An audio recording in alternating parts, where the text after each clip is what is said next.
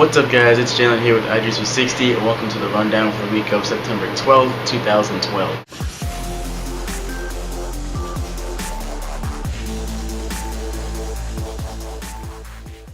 This week's rundown is a day early because Apple had their iPhone event today, so I figured I'd just go ahead and make this video one day early. It's usually on Thursdays, but hey, I'm just going to give it to you guys now so that I can be pretty quick with this and so that you guys can get this news as fast as possible. This event was mainly about the iPhone. That's what Apple took the most time to tell us about, or to show us rather. So they showed the new iPhone, which is called the iPhone 5 officially. To be quite honest, it's everything that we were expecting. Bigger display, it's 4 inches now, no NFC, 4G LTE running iOS 6, A6 processor, and the design is the same as the mock-ups we've been seeing for the past couple months now.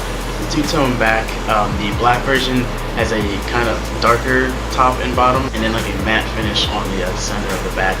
And then the white version, just normal white on the top and bottom. This is of course on the back. The fronts are completely the same as the past 4 and 4S, but the back of the white is now aluminum, and it looks actually really good. The photos that Apple was showing before, the mock-ups and stuff that we're seeing, I know a lot of people, including myself, weren't really fans of the white version. Weren't really any improvements to the camera. They were just saying how they made it thinner, so it's pretty much the same exact camera as the 4S. Panorama mode to the camera now, so that's a feature that's been in Android for a little while, now brought over to the iPhone. And the new 9-pin dock connector did happen.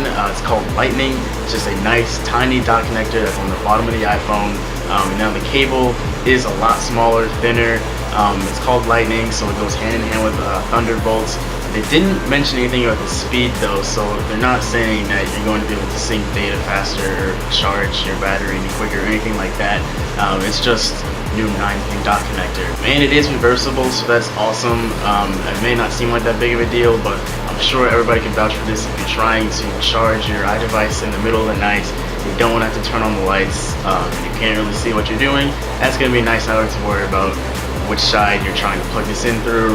You know that I just have to pop this into this port and I'm good to go. I don't have to worry about if I'm on the right side or not. The iPhone 5 is available on Verizon, Sprint, and AT&T. 16 gigabytes is $199, 32 is $299, and then 64 is $399. Same exact pricing model as the 4S had. Now the 4 and 4S have been knocked back just like the 3GS and the 4 were when the 4S came out, so that pricing model is the same. So the 4 starts free. Actually, you can get it for free on AT&T and Verizon. Not too sure about Sprint, I don't think so, but could be wrong. And then you can also get the 4S for $99 on Sprint, Verizon, and AT&T. So the first iPod that Apple updated today was the Nano. They kind of went back to the taller design, which is what everybody was expecting. So now it looks like a mini iPod Touch. It's got a touch screen, a small home button, it's got the volume rockers on the side, and it's already been dubbed the exercise iPod. This thing has got built-in Bluetooth, also a built-in pedometer, so you can count your steps. You can hook up a wireless headset to it through Bluetooth, and so it's really excellent for working out or running or whatever it may be, exercising in general. This iPod is perfect, and it just looks fantastic. I mean, it's available in 7 different colors. All of them look really sick. The front of it is completely white, and then around the border is the actual color that you selected. It's once again running a very, very watered down version of iOS, but you can watch movies on it, which was not available in the last generation iPod Nano. I think it was the size of a watch. Now I believe Apple is only offering one model, which is 16 gigabytes for $150, and then you can select which color you like. Now the big talk with the iPods is probably the iPod Touch. Well, that's debatable, but the iPod Touch also got a very nice update, very similar to the iPhone 5s. Now it's the 4-inch taller display, same old better display. Got the 1080p camera that came with the 4S, and now you also have a 720p HD FaceTime camera. It's also available in not just 2 colors of black and white, but now 5 different colors, and they all look very, very nice. And you don't have to look too closely to see the button that Apple placed on the bottom left-hand corner of the new iPod Touch. That is actually a piece to a wrist strap that you can buy extra for your iPod Touch. The Touch is the most obvious fun iPod with the different apps, and basically getting an iPhone without the phone feature, taking pictures with it, bringing it out of the house, and just going out to places.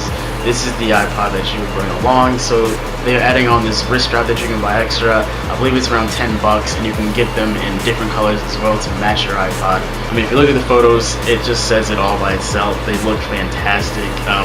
To be quite honest, I think this is the best lineup of iPods Apple has had at the same time throughout all the different generations. The 7th generation Nano and the 5th generation Touch, I think, just look excellent side by side. And the iPod Touch has the same pricing as the last generation, with 8 gigabytes starting at $199 and going all the way up to $399 for 64 gigabytes. Apple also introduced new earbuds called EarPods along with the new iPods and the new iPhone. The EarPod is a completely new design. They're pretty much engineered to fit into your ear in a completely new and more form-fitting way. Apple apparently spent a lot of time working on these things. They look really cool. Their name fits them well, EarPods. They do look like a sort of pod form. And it should be interesting to see what the sound quality is like, because the current Apple earphones, and Apple did also give us a preview of the next version of iTunes that will be coming next month. Now, as you can imagine, this is another mix of software of iOS and macOS 10 coming together.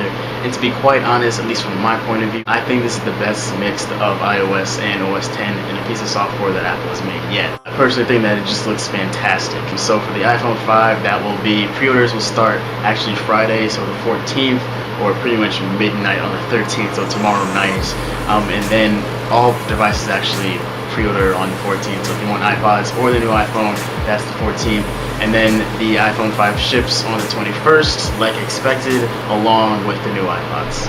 So that's pretty much the major things Apple introduced today, or showed us today. What we did not see, which we were expecting not to see, the iPad mini rumors are going around that next month they'll be having events in October announcing an iPad mini along with some new Macs.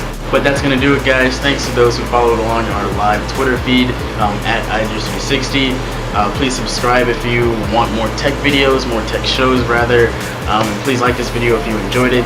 Follow me on Twitter at KFSpins. That's in the description along with my Google Plus link. And I will talk to you guys next time. Like always, peace.